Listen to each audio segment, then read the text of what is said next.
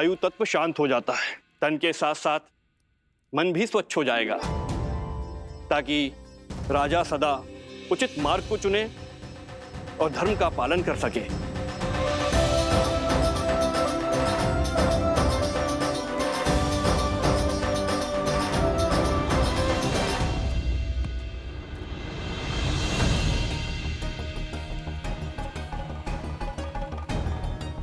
ये क्या हनुमान, आपका पग स्थिर क्यों नहीं?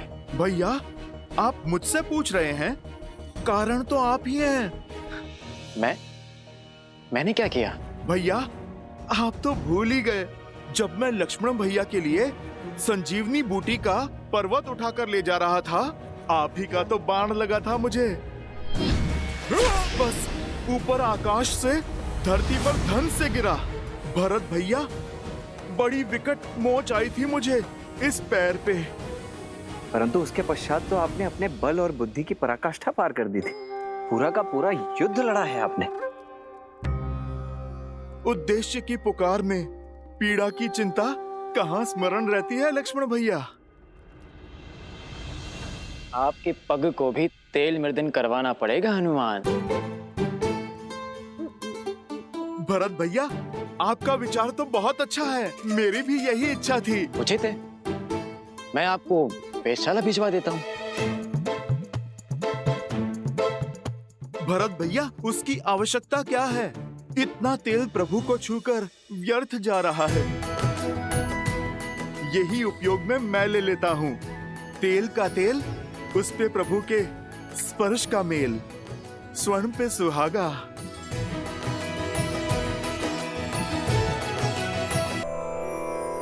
श्री गुरु चरण सरोज रज,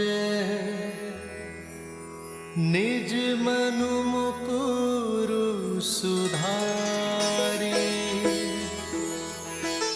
बरनउँ रघुबर बिमल जसु, जो दायक फल चारि। यही तेल प्रभु श्री राम को स्पर्श करके आया है, मेरे तन और मन को स्थिरता दे सकता है। समझ रहे हैं भरत भैया? सब समझ में आ रहा है लक्ष्मण। इनके पग की पीड़ा, इनके तन की अस्थिरता, सब बहाने हैं हनुमान के। सत्य तो ये है कि भैया के तन को स्पर्श करके आया हुआ तेल भी हनुमान के लिए प्रसाद है, पावन है। सच में हनुमान की भक्ति अनुपम है। पर ये तो कम है, अभी तो और अभिषेक होंगे। भैया को माटी भी लगाई जाएगी। क्या हनुमान वो भी अपने तन में मल लेंगे? कहीं या विचित्र दृश्य ना प्रस्तुत हो जाए। उचित कह रहे हो शत्रुघ्न। भ्राताओ, बहुत बड़ी भूल हो गई हमसे। सीता भाभी माँ के साथ ही रखना चाहिए था हनुमान को। अब और न जाने क्या क्या खेल दिखाएंगे ये। भरत भैया, जो पहले ना हो सका वो अब भी तो हो सकता है। अर्थात? हनुमान जी, एक कार्य तो शेष रह गया। हमें शीघ्र भाभी माँ को यहाँ बुलाना होगा। वो क्या है कि भैया के शीश पर जब अयोध्या का राजमुकुट सजेगा तो उन पर प्रथम पुष्प वृष्टि करने का अधिकार तो भाभी माँ को ही है ना। तो समस्या क्या है लक्ष्मण भैया? प्रभु के कार्य में कोई भी विघ्न नहीं आएगा। राम लखन सीता सहित, हृदय बसहु सुरभि।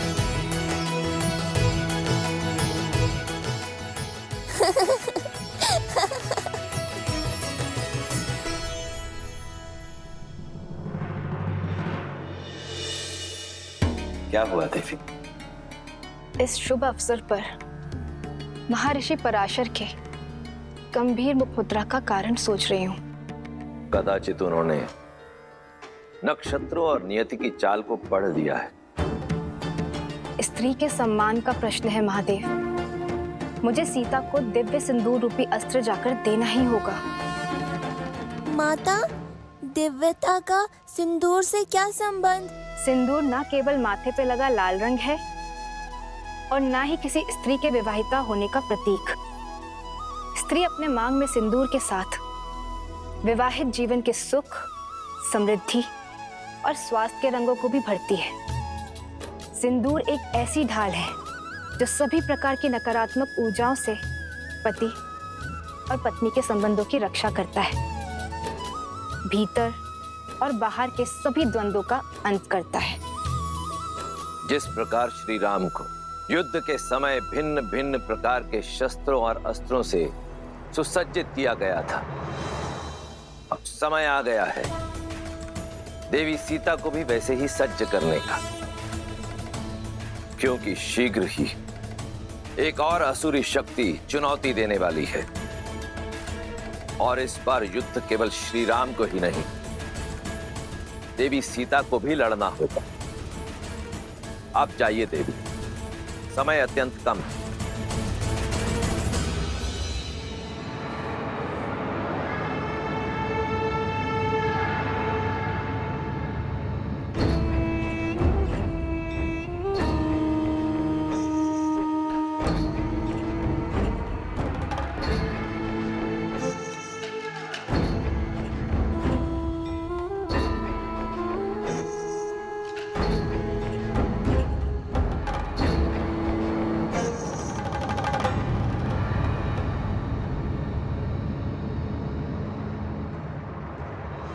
अद्भुत, अप्रतिम है ये सुंदरी। इन पर मोहित होकर क्या पाप कर लिया मेरे भाई रावण ने। प्रणाम ऋषिवर। सुखी रहो।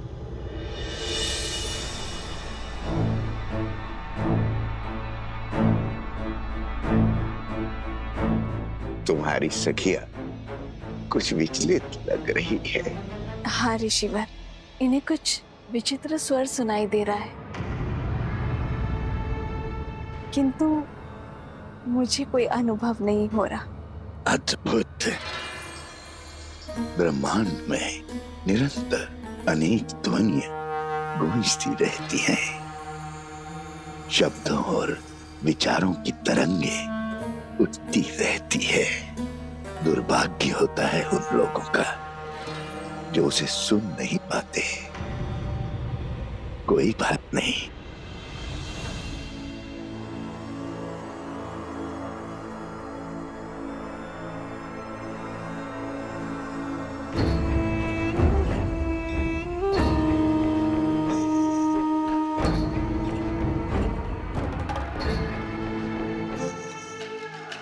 मेरे हाथों से प्रसाद खा लो, सब सुनाई देगा।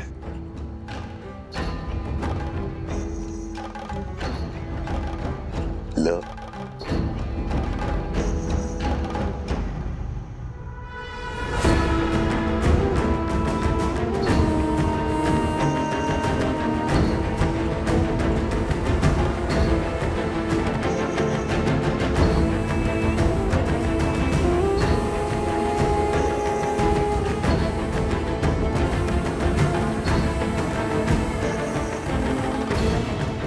प्रसाद लेकर उसे ग्रहण न करना उसका अपमान होता है देवी। ग्रहण करो।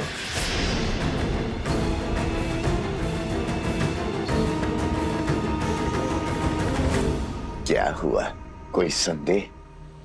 संदेह नहीं, समर्पण है ऋषिवर। श्री राम के राज्याभिषेक के लिए मैंने व्रत रखा है। आज राज्याभिषेक के बाद ही मैं छठी पूजन का व्रत खोलूंगी। क्षमा कीजिएगा ऋषिवर, किंतु मैं ये प्रसाद अभी ग्रहण नहीं कर पाऊंगी। प्रणाम। कल्याण हो।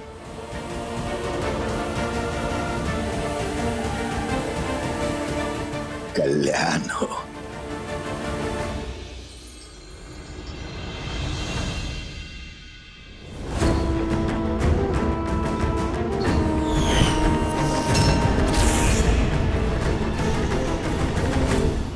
अभिषेक संपन्न हुआ। अब मृदा अभिषेक आरंभ हो।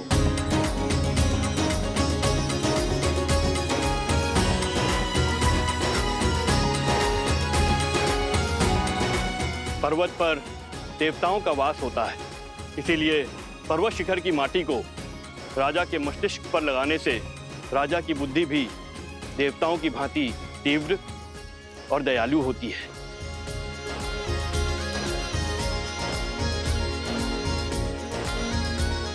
राजमहल के आंगन की माटी में शौर्य की गाथाएं, वीरों का रक्त घुला होता है और इस माटी को हृदय से लगाने से भावी राजा का मन दृढ़ होता है। जिसके मस्तिष्क में दृढ़ता हो और हृदय में दया हो, वही राजा प्रजा की सेवा कर सकता है, उसे संतान की भांति पाल सकता है। जय श्री राम, जय श्री राम, जय श्री राम, जय। अच्छा हुआ लक्ष्मण, हनुमान को सीता भाभी माँ को लेने भेज दिया, अन्यथा हनुमान तो यहाँ माटी स्नान कर रहे होते अभी।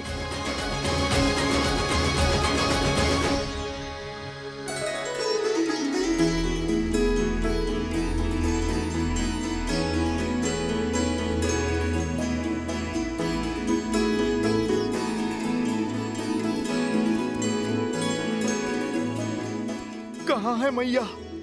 उन्हें तो शीघ्र प्रभु के पास लेकर जाना है।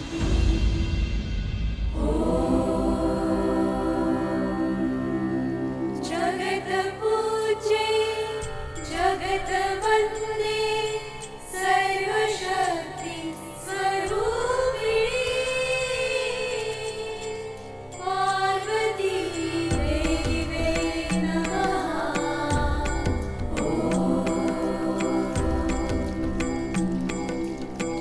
महालक्ष्मी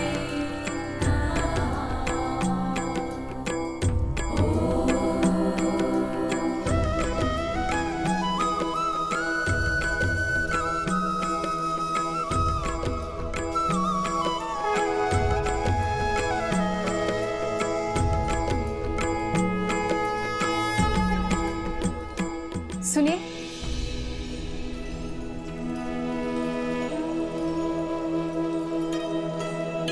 जी ये आपके लिए है देवी।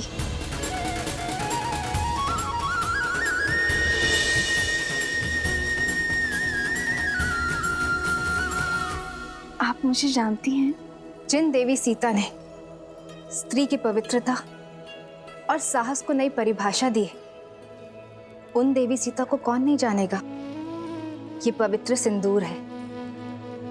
श्री राम के राज्य अभिषेक होने के साथ अयोध्या का सोया हुआ सौभाग्य भी जागने वाला है।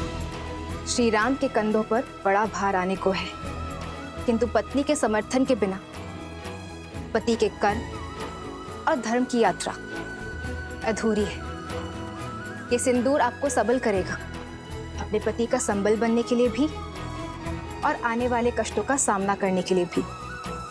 धन्यवाद। पर आप? गौरी माँ से आशीष मांगा था ना, तो समझो ये उन्होंने भेजा है।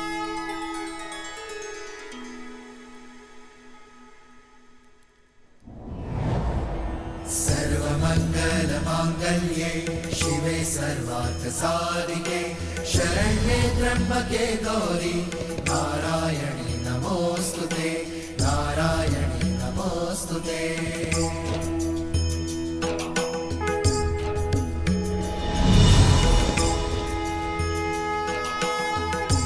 ये क्या माता, दान देने के दिन में आप दान ले रही हैं? ये दान नहीं, प्रसाद है हनुमान।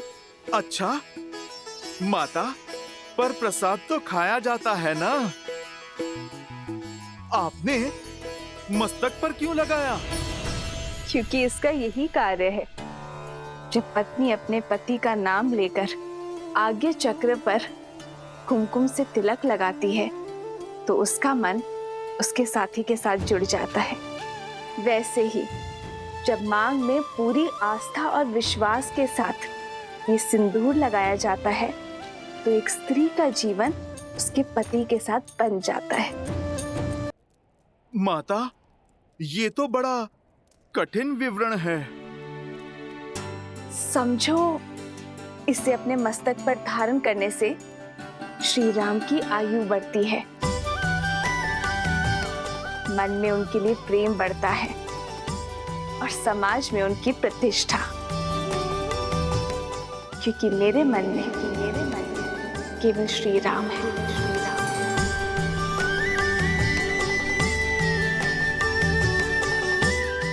माता, आप मन मस्तक की बात करती हैं। इस भक्त के तो रोम रोम में प्रभु राम के लिए प्रार्थना उठती है माते।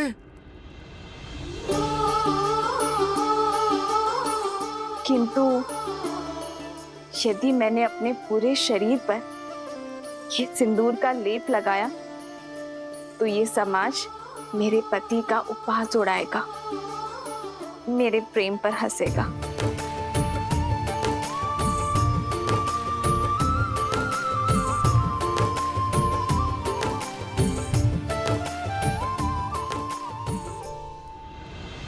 पंचगव्य अर्थात गौ माता से प्राप्त 5 उत्पाद दुग्ध, दही, घी, गौमूत्र और गौमेह, इन 5 के स्नान से संपूर्ण देह शुद्ध हो जाती है और पृथ्वी तत्व भी शांत हो जाता है, क्योंकि गौ माता ही पृथ्वी का अन्य रूप है।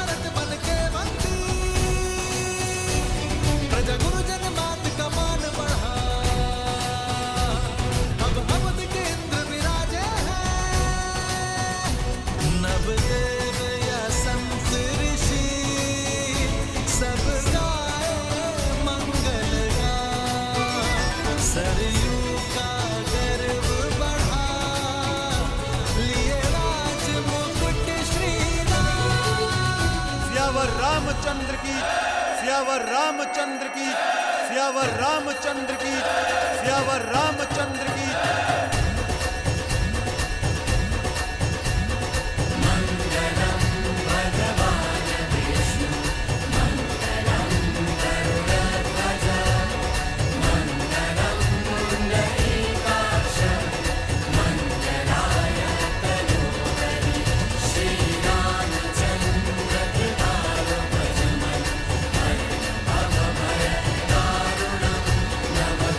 Jalo, jalo, jalo,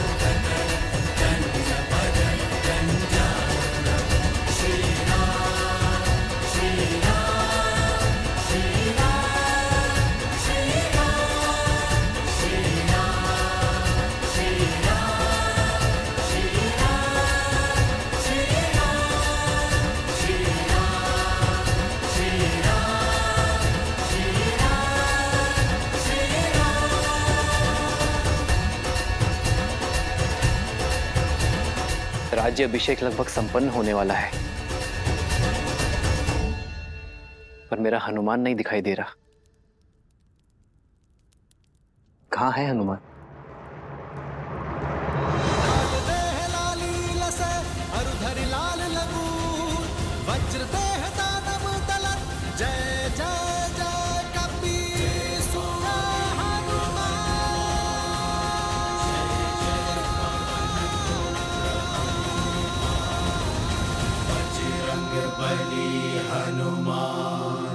जय जय महाबली हनुमान।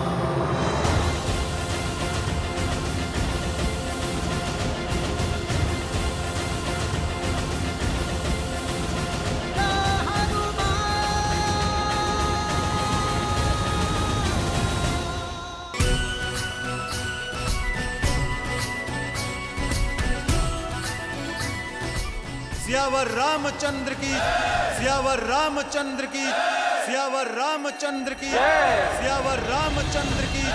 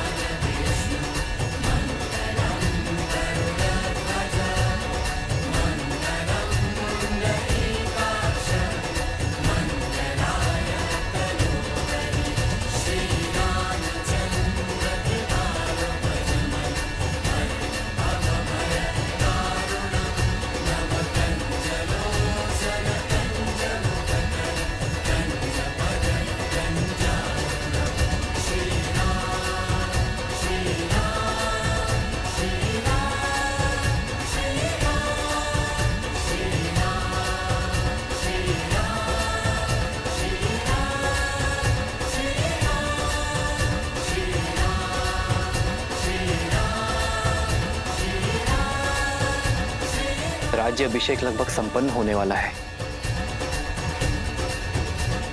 पर मेरा हनुमान नहीं दिखाई दे रहा।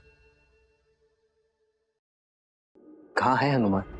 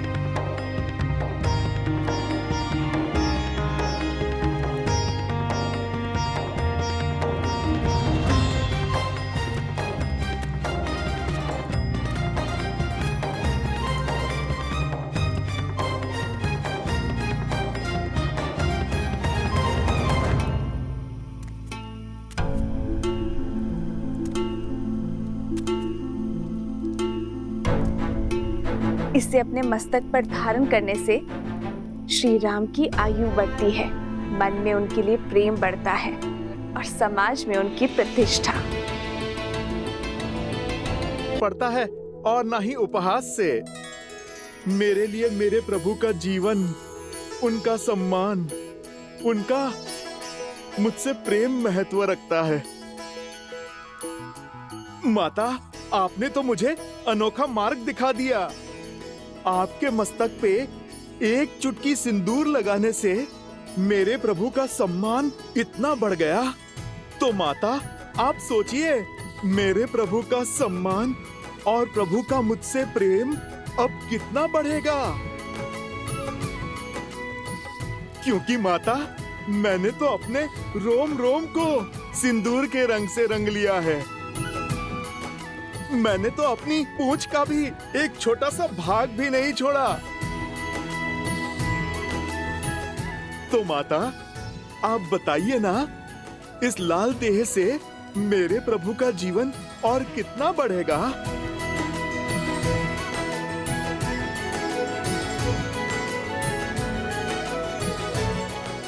तुम्हारा प्रेम, तुम्हारी श्रद्धा, समर्पण अनंत है, अमर है हनुमान।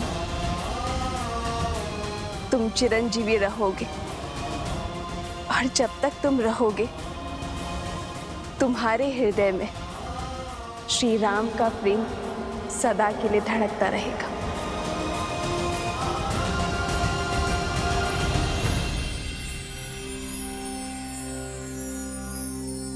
श्री गुरु चरण सरोज रज, निज मनु मुकुरु सुधारी, बरनउँ रघुबर बिमल जसु, जो दायकु फल चारी।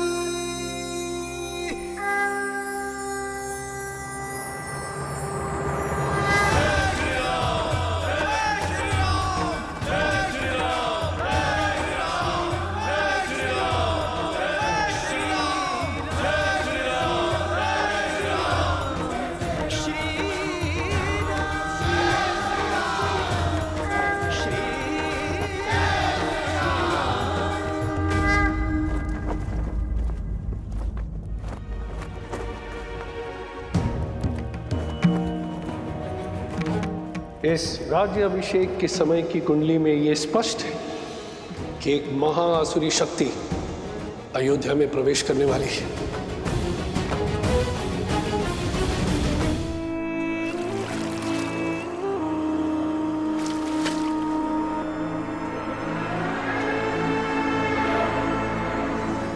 राम, न तुम जीते हो और ना ही ये युद्ध समाप्त हुआ है।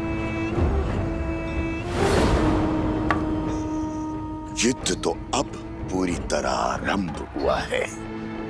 मैं तन पर वार नहीं करूंगा राम, मैं मन में घुसकर वार करूंगा।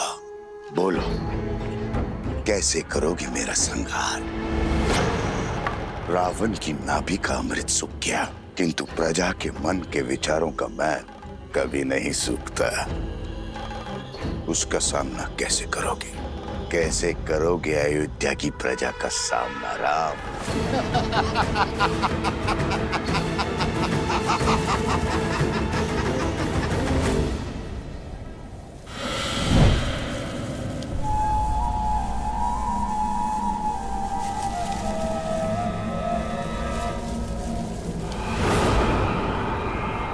भूल हो गई मुझसे, जो आपसे सहायता की आस कर बैठी मैं, आपके द्वार पर प्रतिशोध की भिक्षा मांग बैठी मैं। अपने हाथ पे हाथ धरे देखते रहे और वहां राक्षस राज्य का अंत करने वाला वो राम, उसका राज्य अभिषेक हो गया। पराजय है ये आपकी।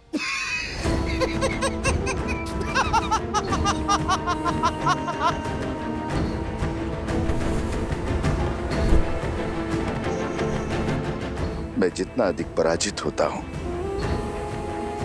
मेरा विजय पर उतना ही विश्वास दृढ़ होता जाता है। जानती हो असुर सदा पराजित क्यों होते रहते हैं? क्योंकि उन्हें अपनी शक्ति का तो बोध है, किंतु शत्रु की दुर्बलता का बोध नहीं है। राम का राज्याभिषेक उसकी दुर्बलता होगी।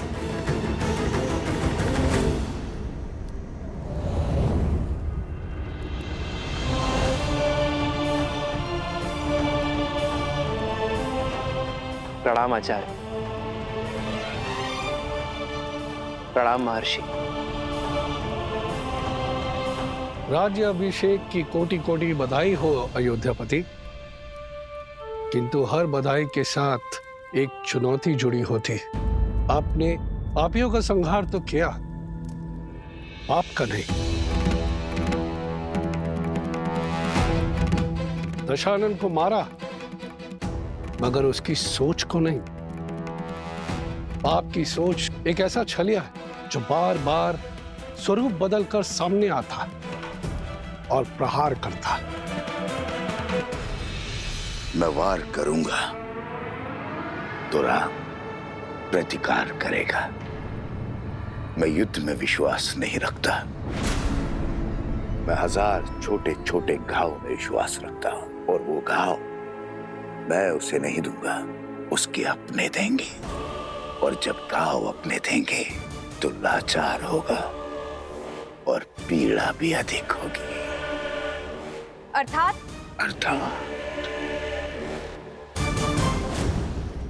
जब शत्रु वार करता है तो व्यक्ति दिल मिलाकर उसका प्रतिकार करता है, किंतु जब संतान वार करती है तो व्यक्ति घुट-घुट कर मरता है। अयोध्या की प्रजा को संतान मानता है ना राम।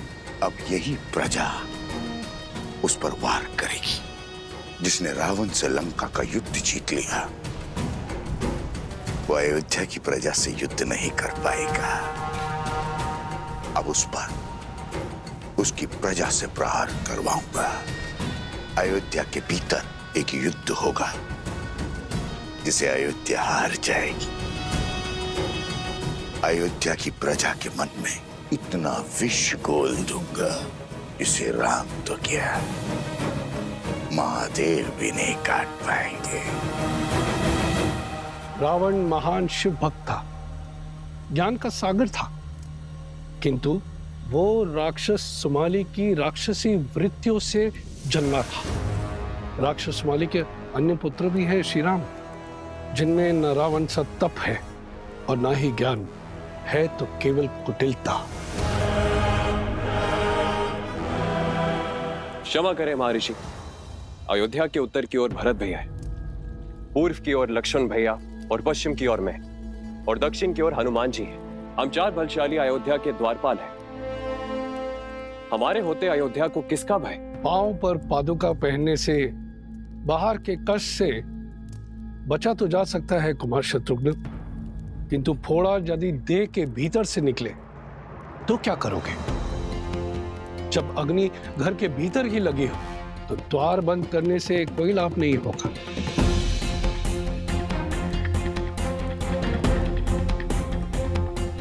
रावण के पापों का अंत तो हुआ है, लेकिन उसकी सोच का नहीं। जो विपदा आने वाली है उसके अस्त्र तलवार या भाले नहीं, असत्य, लोकवाद, झूठी निंदा, ये सब उसके अस्त्र है। शब्द उसका ब्रह्मास्त्र है। संसार का नियम है, अगर कोई भी असत्य बार बार कहा जाए, किसी की झूठी निंदा बार बार हो, तो वो सत्य लगने लगता है। और यह मनुष्य के स्वभाव की प्रवृत्ति है कि सत्य सामने होते हुए भी वो असत्य की ओर आकर्षित हो जाता है। हर मनुष्य के भीतर छिपी बैठी है असंतोष की अग्नि, इस अस्त्र को विस्फोटक बना देती। जब तक उन्हें मेरी योजना का आभास होगा, तब तक मैं उनका स्वर्ग रूपी संसार भस्म कर चुका हूंगा। मुझे आपकी रणनीति पर बिल्कुल भी विश्वास नहीं है। रावण भैया की शक्ति और साहस का 100वां अंश भी नहीं। अपने शत्रु से 2-2 हाथ करने की स्थान पर जुआरियों की भांति कुचक्र रचना से अंत नहीं होगा उस राम का। शांत प्रिय बहन, शांत।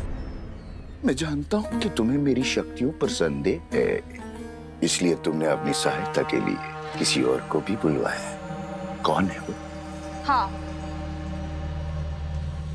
मैंने सहायता के लिए निस्थल के राजा भस्कर्ण और उनके पुत्र संहादमन को बुलाया है।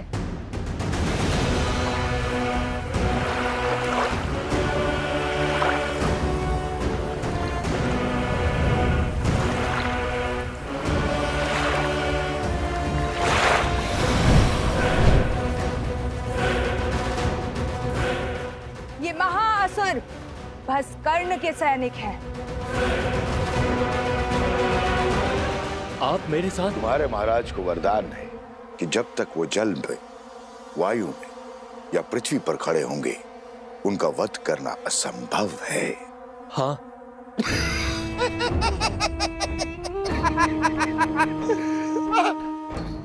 जाओ, करो युद्ध, किंतु एक बात स्मरण रहे, राम पर विजय केवल सहस्त्र रावण पा सकता है। जाओ, अपनी योजना को आकार दो।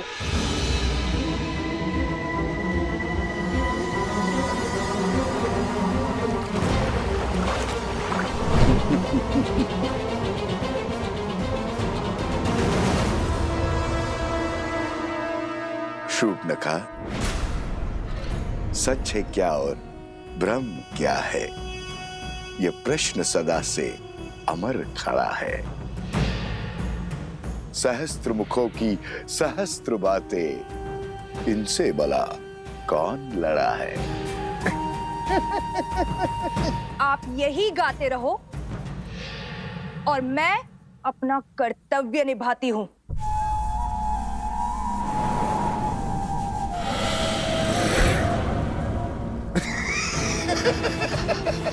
राम राज्य पर अनिष्ट की छाया तक नहीं आएगी महर्षि। ऐसी परिस्थिति आएगी ही नहीं कि कभी असंतोष अपने पैर पसारे। असंतोष ईर्ष्या से जन्म लेता है राजकुमार, परिस्थिति से नहीं।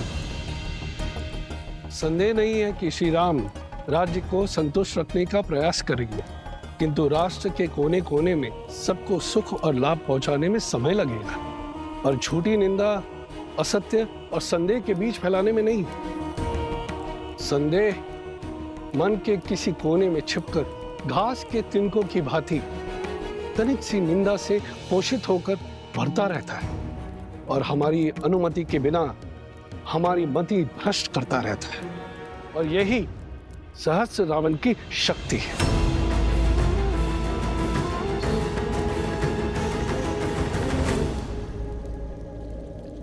मैं राजनीति नहीं, भविष्य जानना चाहता हूं महर्षि। क्या छुपा है भविष्य के गर्भ में? अव्यवस्था, अराजकता, विजय भी होगी, किंतु भयंकर पीड़ा और संघर्ष के बाद। मानव जीवन तो है ही दुखों और संघर्षों का सागर, इससे भय क्या? मैं तो अयोध्या के विषय में पूछ रहा हूं महर्षि। मैं भी अयोध्या के विषय में ही बता रहा हूं राजन।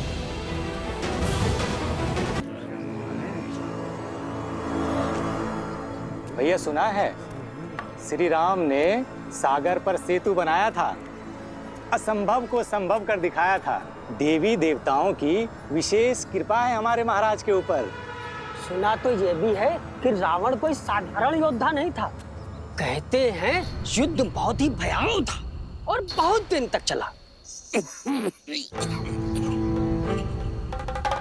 जंगल में मोर नाचा, किसने देखा?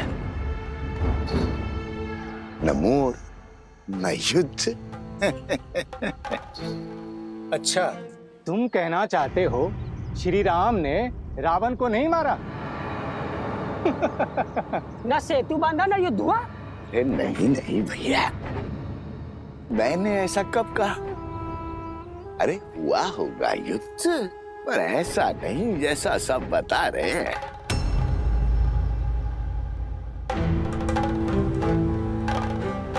सागर तो पर्वत निगल लेते हैं, और उस पर यदि रावण इतना बलशाली था, 10 लोगों का स्वामी था, तो क्या वो सागर पर पुल बांधने देता? कदापि नहीं। तो क्या हमारे राघव असत्य कह रहे हैं? राम राम राम, ऐसा मैंने कब कहा भैया? अरे श्री राम गए होंगे लंका और रावण को ललकारा होगा, और रावण भी आ गया होगा रणभूमि में, और श्री राम ने एक बाण से उसका वध कर दिया होगा, बस।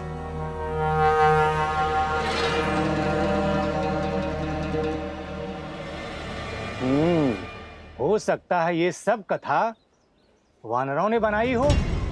ऐसे ही बात का पतंगड़ बना दिया होगा। सत्य वचन भैया, सत्य वचन। ये कहानी अवश्य वानरों ने बड़ी बनाई है। श्री राम तो रघुकुल वंशज है, सोचा होगा श्री राम की यश की गंगा में हाथ धो लेते हैं।